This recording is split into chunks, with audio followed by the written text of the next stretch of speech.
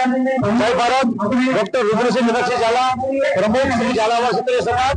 आज આપણે જે જગ્યાએ ઉભા છીએ તે સત્યમાન મંદિર દાહોદ વિસ્તાર, ત્યાં રાજપૂત ગણેશ સેના સુરેન્દ્રનગર દ્વારા ભવ્યથી ભવ્ય આયોજન પૂર્ણ કરવામાં આવ્યું છે અને આ આયોજનમાં ખૂબ સારી રીતે મેસેજ આપવામાં આવ્યો છે। જે બે થીમ હતી એમાં એક થીમ હતી કે રાષ્ટ્રીય એકતાનો મેસેજ, કે સૌ સાથે રહો, સૌ એક થઈ અને રાષ્ટ્રનું નિર્માણ કરો। આ સાથે બીજો મેસેજ વોકલ ફોર લોકલ, એટલે કે જે લોકલ માટે આ ઘણી કામ કરી રહી છે, નાના નાના માણસો માટે, કે જે ક્યાંય બેન દીકરીઓ તકલીફ હોય તો આ ઘણી પહોંચી જાય છે, નાના માણસોને મુશ્કેલી હોય તો ત્યાં પહોંચી જાય છે। ખૂબ સારું કાર્ય કરતી આ ક્ષત્રિય સમાજની સંસ્થા છે। આ સંસ્થા દ્વારા આજે ભવ્યથી ભવ્ય રેલીનું આયોજન કરવામાં આવ્યું છે અને ખૂબ આવા વરસાદમાં પણ બહોળી સંખ્યામાં ક્ષત્રિય આગેવાનો ઉપસ્થિત રહી અને આ રેલીને ખૂબ સુંદર રીતે પૂર્ણ કરવામાં આવી છે। જય ભારત।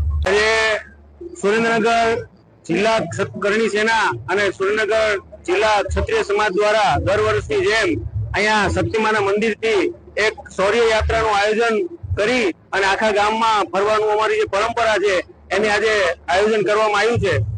કહેવાય છે કે દશેરાના દિવસે રામે રાવણનું યુદ્ધ થયું હતું અને રામે રાવણ પર વિજય મેળવ્યો હતો।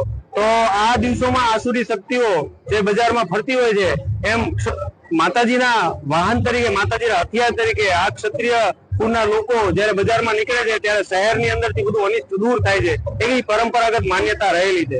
અને એ થીમ, એ આયોજનની અંદર અમે અમારી રેલીમાં એવી થીમ થી આ વખતે આયોજન કર્યું છે કે જેથી અમારું ખાલી આ શક્તિ પ્રદર્શન નહીં પણ ગામના શહેરના હિત માટે અમારી આ રેલી હોય, આ શૌર્ય જે છે શહેરની રક્ષા માટે હોય, લોકલ ફોર વોકલ નો અમે પ્રચાર કરીએ કે જેથી લોકલ નાના વેપારીઓને આપણે મદદ કરી શકીએ, રાષ્ટ્રહિતની ભાવના બધામાં કેળવાય, એટલે રાષ્ટ્ર પ્રથમ, આ બંને થીમ દ્વારા આ શૌર્ય યાત્રા ગામના વિવિધ ક્ષેત્રોમાં નીકળી, વિવિધ વિસ્તારોમાં નીકળી અને ભગવાન માતાજીને પ્રાર્થના કરશે કે આ શહેર ઉપરથી બધું અનિષ્ટ દૂર થાય અને શહેરની જે હાલત છે એમાં શહેરના લોકોને એક ટેકો મળે, માતાજીની શક્તિ મળે અને લડવાની શક્તિ મળે અને અનિષ્ટો સામે વિજય મેળવો।